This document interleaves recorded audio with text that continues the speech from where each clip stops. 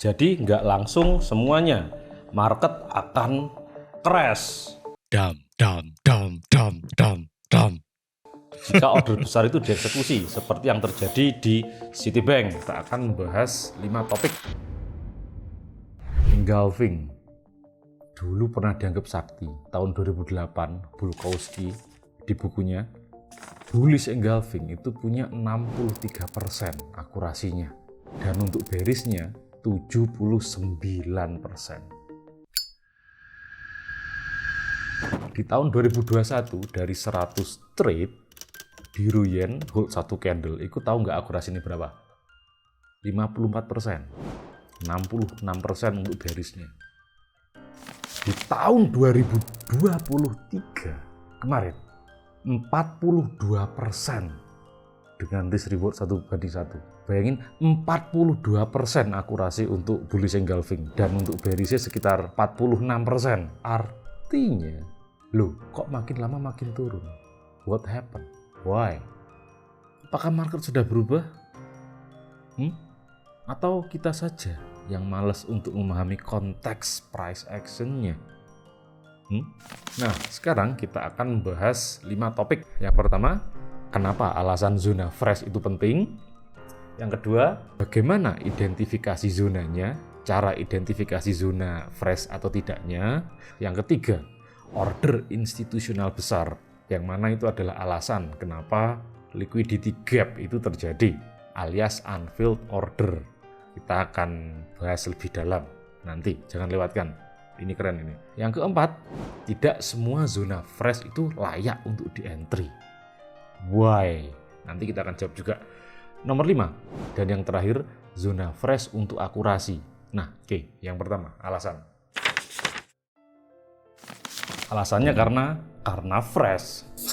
Alasan kenapa harga bisa breakout dari sebuah range zona karena ada ketidakseimbangan. Nah, kalau kalian lihat ada candle kecil lalu breakout, artinya harga memutuskan untuk break.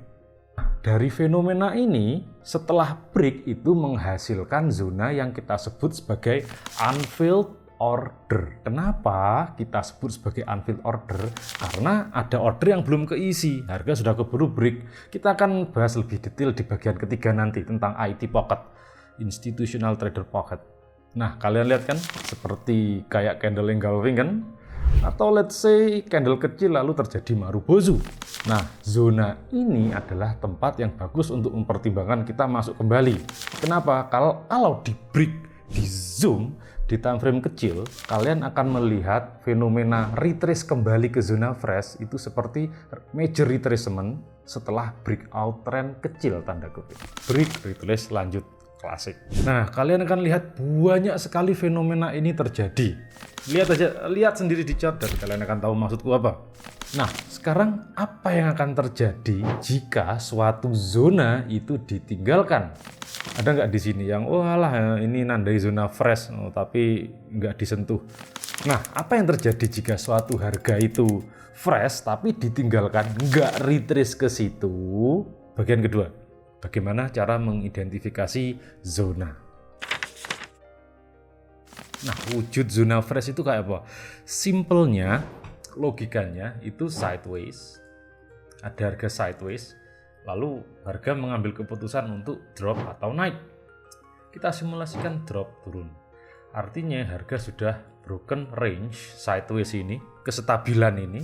Kalau kalian lihat wujud candlestick-nya sideways, representasinya itu adalah candle kecil dan ada candle besar kayak gini.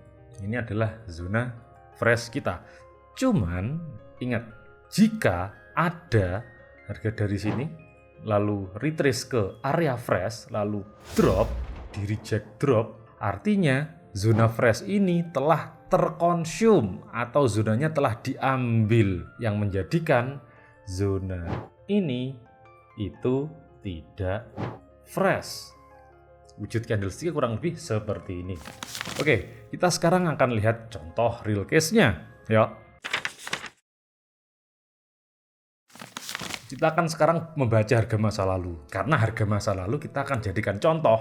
Jangan baca candle masa lalu semuanya bisa. Kita belajar sesuatu dengan contoh yang telah ada. Kita lihat candle per candle sekarang. Kalian lihat di sini candle kecil, lalu ada gerakan up, buff. Nah, kalau kita tarik garis seperti ini, ada zonanya. Waktu harga baru di sini ini masih fresh. Cuman ada retracement yang masuk ke sini. Artinya candle kecil ini, zona kecil ini sudah enggak fresh begitu. Nah, kita lihat lagi di sini. Candle kecil let's see sideways lalu memutuskan ke atas, breakout, puff. Ini fresh sebelum diambil di shadow yang ini. Shadow atau body tetap sama. Harga pernah ke situ, tetap akan ke situ. Gitu. Kita ngomongin order flow. Sini membuat drop, base, pucuk E berada di sini, lalu boom ke atas. Ini fresh. Waktu harga di sini, ini fresh. Nah, ketika harga kembali dari atas ke bawah ke zona fresh kita, lihat rejectnya, boom. Kalian lihat di sini, ini harga sideways lalu up. Ini artinya fresh. Cuman kok langsung brojol begitu saja, kok nggak ada rejection ke atas. Ingat teman-teman, zona fresh itu nggak cukup untuk syarat kita jadikan entry. Perlu tambahan syarat seperti di crossing SR gitu. Oke, pertanyaan yang lain muncul. Kenapa zona fresh itu bisa terjadi? Kita akan bahas tentang IT Pocket. Pertama yang perlu kita tahu adalah tujuan IT. Tujuan IT itu ya simple, mengeksekusi order, entah order dari klien atau order dari institusi mereka sendiri. Muncul problem di sini. Ketika order mereka sangat besar, sangat besar. Artinya apa? Mereka akan membagi posisi mereka lewat mekanisme algoritma. Jadi nggak langsung semuanya. Market akan crash jika order besar itu dieksekusi seperti yang terjadi di Citibank. Jadi mereka injekin order mereka secara sedikit-sedikit dicicil berdasarkan algoritma. Salah satu contoh punyanya Citigroup, Citysmart.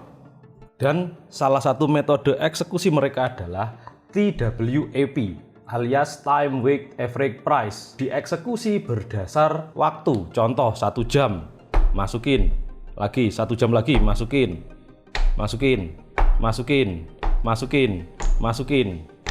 lagi. Oke. Ada berbagai macam algo dengan berbagai macam cara untuk mengeksekusi order. JP Morgan punya Aqua dengan karakter liquidity seeking kan. Goldman Sachs punya Sonar Dark X untuk mengeksekusi dark pool mereka. Citigroup punya Citysmart dengan multi strateginya. Deutsche Bank punya Stealth dengan keistimewaan order yang nggak terdeteksi. BNP Paribas punya Chameleon. Credit Suisse punya Sniper. Seperti yang kita tahu bahwa order mereka itu dicicil.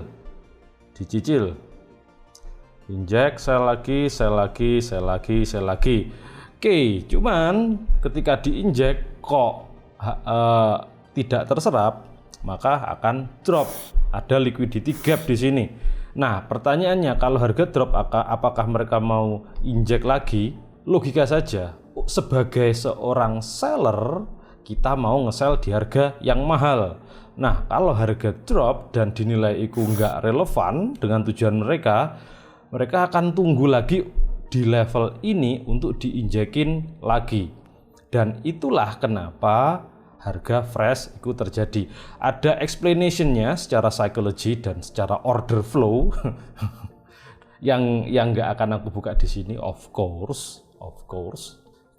Ketika harga sudah drop, jarang yang mau injek lagi, kecuali algoritmanya si Citysmart yang kita sebut fail to return itu terjadi karena si Citi. Cuman ini opiniku ya. So that's why zona fresh is important. Nah, problemnya orang nge-trade zona fresh ini nggak lihat di area mana. Karena nggak semua zona fresh itu akan menghasilkan reversal. Ingat, nggak semua zona fresh itu akan menghasilkan reversal. Makanya kita pilih dulu zonanya dengan skala yang gede supaya kelihatan mana sih area-area yang penting. Lalu baru kita lihat zona freshnya. Coba lihat di chart, kalian akan melihatnya dan banyak yang bouncing. Cuman nggak dijamin reversal terjadi di situ. Zona fresh itu adalah langkah terakhir ketika kita sudah menemukan areanya. Maksudku apa? Anggap ada support dan resisten, lalu di crossing sebuah area yang lebar. Nah, di ujungnya atau di tengahnya, bahkan di sisi bawahnya itu ada beberapa zona fresh. Yang mana? Ya tentu yang terbaik ya paling atas kan, paling ujung. Nah, kita lihat fresh atau enggak, yaitu bagi trader precision tempat terbaik untuk masuk.